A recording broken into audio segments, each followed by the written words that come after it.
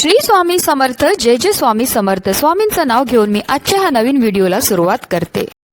येत्या 18 जानेवारी म्हणजेच रविवारी आहे पौष अमावास्या. या अमावास्येला मौनी अमावास्या असे देखील म्हटले जाते.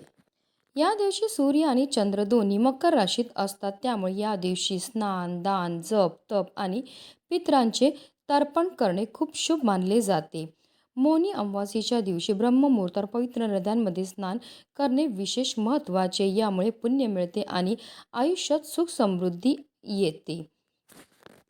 मौनी अमावास्येच्या दिवशी गंगाजल अमृतासारखे होते असे मानले जाते. या दिवशी गंगेत स्नान केल्याने अक्षय फळ मिळते. मौनी म्हणजे मौन धारण करणारा. धार्मिक मान्यतानुसार या दिवशी मौन पाळून स्नान, जप, ध्यान आणि दान केल्याने मन शुद्ध होते आणि आध्यात्मिक शांती मिळते. मौनी अमावास्येला भगवान विष्णू आणि शिवपूजन केल्याने विशेष पुण्य प्राप्त होते असे धर्मग्रंथात सांगितले आहे. या दिवशी गरजू लोकांना अन्न, वस्त्र, धान्य आणि धन दान केल्याने लक्ष्मी कृपा होते असे म्हटले जाते. मौनी अमावास्येच्या दिवशी पूर्वजांचे पिंडदान, श्राद्ध आणि तर्पण करावे. असे केल्याने पितृदोषापासून सुटका होते. अमावास्येच्या दिवशी पिंडदान, श्राद्ध आणि तर्पण करून पितृ प्रसन्न होतात आणि आशीर्वाद देतात. असे मानले जाते की अमावास्या हा दिवस आहे जेव्हा पूर्वज आपल्या वंशजांना भेटण्यासाठी पृथ्वीवर येतात. अशा स्थितीत या दिवशी उपवास केला पाहिजे. तसेच आपल्या पूर्वजांच्या नावाने दान, धर्म आणि अन्नदान केले पाहिजे. असं केल्यामुळे आपले पितृ आपल्यावर प्रसन्न होतात. तसेच अमावास्येच्या दिवशी पिंपळाच्या झाडाला जल अर्पण करणे आणि संध्याकाळी दिवा लावल्याने पूर्वजांच्या आत्म्याला शांती मिळते. या दिवशी सूर्य आणि चंद्राचा संयोग खूप फायदेशीर मानला जातो. या दिवशी सर्वार्थ सिद्धी योग देखील तयार होत आहे. मौन व्रत आणि ध्यान केल्याने आत्म्यांना शांती मिळते. या दिवशी स्नान, दान आणि पूजा करण्याबरोबरच पूर्वजांच्या आत्म्याच्या शांती आणि पितृदोषापासून मुक्ती मिळवण्यासाठी काही प्रभावी उपाय आणि सेवा देखील केल्या जातात.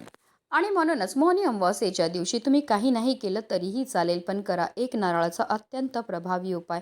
हा उपाय केल्यामुळे आपल्याला सर्व कामामध्ये यश प्राप्त होणारच आहे, पण मोठ्यात मोठ्या कर्जापासून मुक्ती मिळण्याचे नवनवीन मार्ग हे मोकळे होणार आहेत. फक्त 24 तासामध्ये आपल्या घरामध्ये असणारी जेवढी पण इडापिडा, नजरबाधा नष्ट होऊन आपल्या संपूर्ण कुटुंबाची भरभरून अशी प्रगती होणार आहे. तर हा उपाय आपल्याला कसा करायचा आहे, कोणत्या वेळेत करायचा आहे, त्याबद्दल सविस्तर आणि महत्त्वाची अशी माहिती मी तुम्हाला या व्हिडिओमध्ये देणार आहे. तो व्हिडिओ पूर्ण पहा. आणि जर तुम्ही माझ्या चॅनलवर नवीन असतील तर चॅनलला सबस्क्राईब करा आणि शेजारी बेल आयकॉन सुद्धा प्रेस करा. मौनी अमावास्येच्या दिवशी आपल्याला ब्रह्ममुहूर्तावर उठायचं आहे आणि ब्रह्ममुहूर्त हा सकाळी 4:43 पासून ते सकाळी 5:23 असणार आहे. शास्त्रानुसार ब्रह्ममुहूर्तावर आपण जे पण कार्य करतो त्यामध्ये आपल्याला अनंतपटीने पुण्यफळे प्राप्त होत असतं. म्हणून आपल्याला याच वेळेमध्ये स्नानही करायची आहे. मौनी अमावास्येला पवित्र नद्यांमध्ये स्नान करण्याला विशेष महत्त्व दिलं जातं. यामुळे पुण्य लाभतं आणि जीवनात आनंद आणि समृद्धी येते. जर तुम्हाला शक्य असेल तर आवर्जून या दिवशी तीर्थक्षेत्री जाऊन स्नान करा.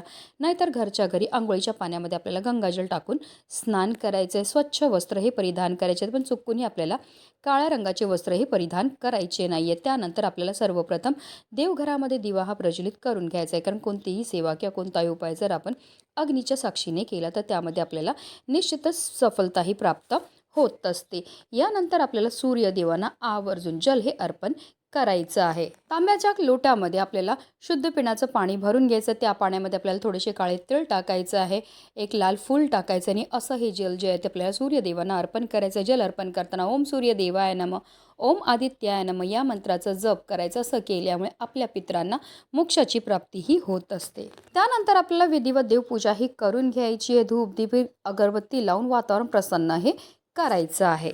आता हा उपाय आपल्याला कधी करायचा तर मौनी अमावास्येच्या दिवशी तुम्ही संध्याकाळी 6 वाजल्यापासून अगदी रात्री 12 वाजेपर्यंत सुद्धा हा उपाय जो आहे तो करू शकता. कोणत्याही देवी देवतांची पूजा नारळाशिवाय अपूर्ण मानली जाते. नारळाला श्रीफळ असेही म्हटले जाते. असे मानले जाते की भगवान विष्णू पृथ्वीवर अवतार घेतला होता त्यावेळेस त्यांनी त्यांच्यासोबत 3 गोष्टी आणल्या होत्या: लक्ष्मी, नारळाचे झाड व कामधेनू. यामुळे नारळाच्या झाडाला कल्पवृक्ष मानले जाते. नारळामध्ये ब्रह्मा, विष्णू आणि महेश तिन्ही देवांचा वास मानला जातो. श्रीफळ महादेवांचे परमप्रिय फळ आहे. नारळामध्ये असलेले 3 डोळे त्रिनेत्र स्वरूपात पाहिले जातात. श्रीफळ शुभ, सुख, समृद्धी, सन्मान, उन्नती आणि सौभाग्याचे सूचक आहे. नारळ गणपती, माता लक्ष्मी आणि भगवान विष्णू यांचे आवडते फळ मानले जाते. त्यामुळे नारळ फोडून आपण या सर्व देवतांना प्रसन्न करतो. तसेच देवांच्या चरणी नारळ पाणी वाहणे शुभ मानले जाते.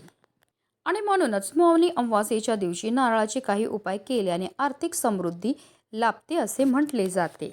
हा उपाय आपल्याला संध्याकाळी करायचा आहे. म्हणून आपल्याला सर्वप्रथम देवघरामध्ये दिवा हा प्रज्वलित करून घ्यायचा आहे. कारण कोणतीही सेवा किंवा कोणताही उपाय जर आपण अग्नीच्या साक्षीने केला तर त्यामध्ये आपल्याला निश्चितच सफलताही प्राप्त होत असते. त्यानंतर आपल्याला धूप, दीप, अगरबत्ती लावायची आहे.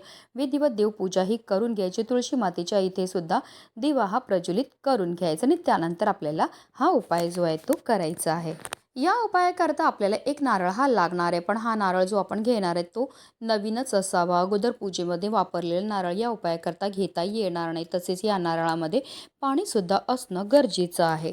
आता हा नारळ जो आहे तो आपल्याला देवघरामध्ये घेऊन उभं राहायचं आहे. या नारळाची शेंडी जी ती देवांच्या दिशेने होईल अशा रीतीने आपल्याला तो धरायचा आहे. त्या नारळावर जेवढ्या मावतील तेवढ्या आपल्याला भीमसेनी कापूरच्या वड्या ज्या आहेत त्या ठेवायच्यात आणि देवघरामध्ये प्रज्वलित असलेल्या दिव्याच्या मदतीने आपल्याला या नारळावर असणारा जो कापूर आहे तो प्रज्वलित करून घ्यायचा. अर्थात काय तर आपल्याला कर्पूर होम जो आहे तो करायचा आहे. कर्पूर होम हा तंत्रशक्तीतील एक महत्त्वपूर्ण, अतिप्रभावशाली व अत्यंत उपयुक्त पण गुप्त मानला गेलेला असा विधी आहे. नारळ पूर्ण सोलून त्यावर कापराची वडी ठेवावी व ती प्रज्वलित करावी. पहिली वडी संपत येताच दुसरी सरकावून ठेवावी. अशा प्रकारे कापराची ज्योत तेवत ठेवावी. यालाच कर्पूर होम असे म्हटले जाते. नारळातील पाणी म्हणजे हरिद्वारच्या ब्रह्मकुंडातील गंगा होय. कारण ब्रह्मकुंडातील गंगा पूर्णतः प्रदूषणरहित व स्फटिकासारखी शुद्ध व पवित्र असते. नारळाचे पाणीही त्याप्रमाणेच अत्यंत शुद्ध व पवित्र असते. नारळाचे कवच म्हणजे हरिद्वारचे ब्रह्मकुंड होय. या गंगा काठावर बसून यज्ञयाग केल्यास त्याचे कोटीगुण फळ मिळते अशी श्रद्धा आहे. कर्पूर होमाचेही फळ असेच कोटीगुण असते. जेव्हा आपण कापूर प्रज्वलित करणार त्या निरंतर आपल्याला श्री स्वामी समर्थ, श्री स्वामी समर्थ या प्रभावी मंत्राचा जप हा करायचा. हा कर्पूर होम घरामध्ये केल्यामुळे आपल्या घरामध्ये असणारी जेवढी पण नकारात्मकता, इडापिडा, ग्रहदोष, वास्तुदोष, पितृदोष, अलक्ष्मी असते ती घरातनं काढता पाय करून निघून जाते. आणि ज्या घरामध्ये कोणत्याही प्रकारचे दोष नसतात त्याच घरामध्ये माता लक्ष्मीचं आगमन हे होत असतं. आता या नारळावरचा कापूर शांत झाला की हा नारळ जो आहे तो आपल्याला संपूर्ण रात्रभर देवघरामध्येच ठेवायचा. दुसऱ्या दिवशी आपल्याला हा नारळ जो आहे देवघरामधनं उचलायचा आहे आणि वाहत्या पाण्यामध्ये नेऊन प्रवाहित करायचं. तुमच्या इथे नदी असेल, समुद्र असेल तिथे नेऊन हा प्रवाहित करायचा. तर नदी पण नाही, समुद्र पण नाही तर मग आपण काय करायचं तर जमिनीमध्ये एक खड्डा खोदून त्यामध्ये आपल्याला हा नारळ जो आहे तो पुरून टाकायचा. इथे तिथे आपल्याला हा नारळ जो आहे तो फेकायचा नाही आहे. अशा रीतीने कर्पूर होम जो आहे तो प्रत्येक अमावास्येला आवर्जून आपल्याला करायचा. त्याचबरोबर अजून एक उपाय आपल्याला नारळापासूनच करायचा आहे. आता हा उपाय करण्याकरता सुद्धा आपल्याला एक नारळ हा लागणार. नारळामध्ये पाणी असणं गरजेचं. तसेच हा नारळ सुद्धा नवीन असावा.